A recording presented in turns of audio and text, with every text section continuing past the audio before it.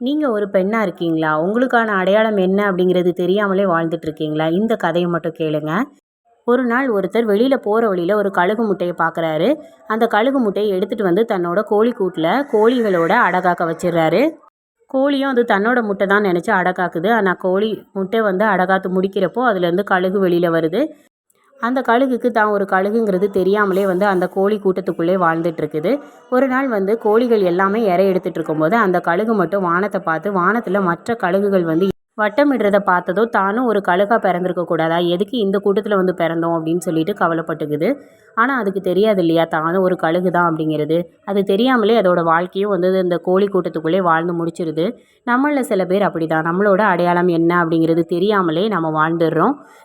நம்மளோட திறமை என்ன, நம்மளோட அடையாளம் என்ன அப்படிங்கிறது தெரியாமலே வந்து அந்த இடத்துக்குள்ளே நம்ம வாழ்ந்துட்டுருக்கோம்.